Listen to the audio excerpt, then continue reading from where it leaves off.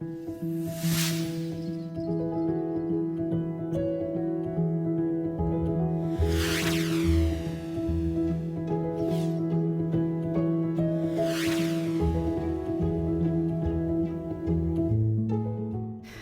was taking a walk one day in early spring when I came upon a side street that had an older home on it with some funky looking stuff out front.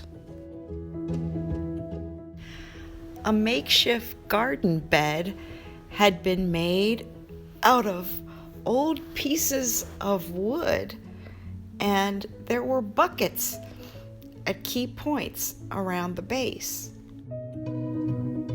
Around this garden base, they had attached into the ground 6-foot-long, skinny pieces of scrap wood.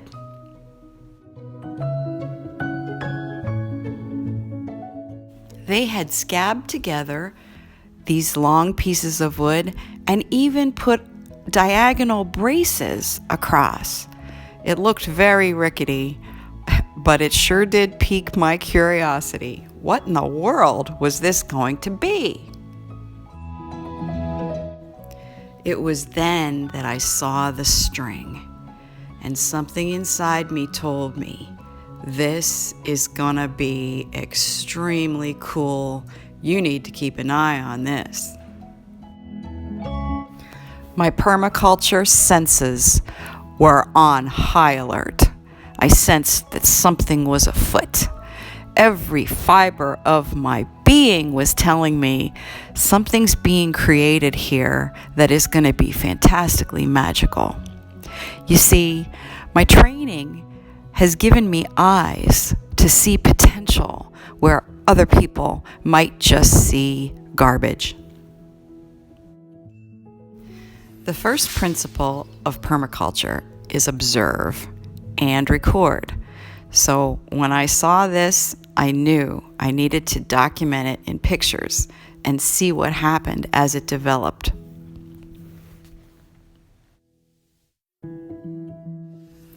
Permaculture principle 2. Creativity is our best and strongest human resource. I was sensing a great deal of creativity here.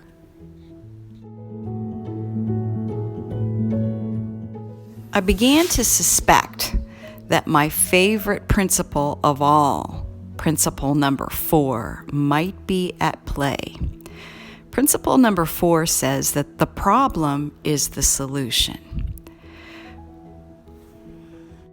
It was just my permaculture senses telling me that something was up here. There was some sort of problem, and they were addressing this problem, or maybe even using the problem as an asset. I'm going to have to keep an eye on this to really see if my senses were correct. These folks were using principle number 6. They had local materials that they were using and probably hadn't spent any money at all. Principle number 6 says sustainably use and gather and store local biological materials first to produce a yield. Those buckets were definitely catching and storing a natural biological resource, that rainwater. They'd be able to water this garden or whatever it was going to be so easily just by the placement of the buckets. This was definitely an example of permaculture principle 5, which says start small, tweak, and eventually build upon your successes. These people, whatever it was they were doing, was in a relatively small space in front of their house. This was a manageable project, something easy to work with and change on the fly if needed. A few weeks later, I walked by and I saw some tiny plants starting to peek their heads above the wood. I also noticed that some little support sticks had been placed into the ground at key places. As the weeks passed and we moved further and further into spring, the plants grew like crazy. They climbed up those little poles and searched for more when the poles ran out. So the people tweaked. They attached a string to each pole and to the plant itself. And then they took the end of that string and attached it to the upper netting 6 feet high that they had created at the very beginning. Soon it looked like this. My curiosity was raging. This was cool, but what in the world were they growing there? Once that vine hit that net 6 feet up, it just went crazy. It's like having a horizontal support just gave it so much joy. The leaves got enormous, and then the flowers came. This part was magical. We just watched every time we walked by. Those vines, they just grew like crazy, flowers everywhere. And then the people tweaked. They added even more strings up onto the house, above the windows, and we knew, oh yes, this is gonna be great.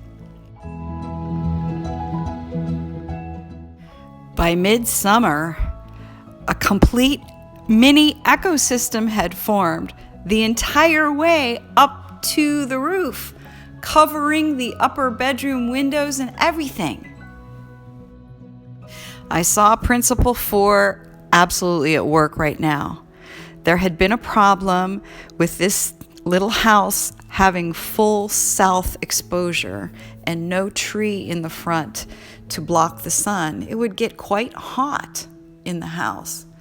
So that was a problem, but this vine had actually used that problem, that sun.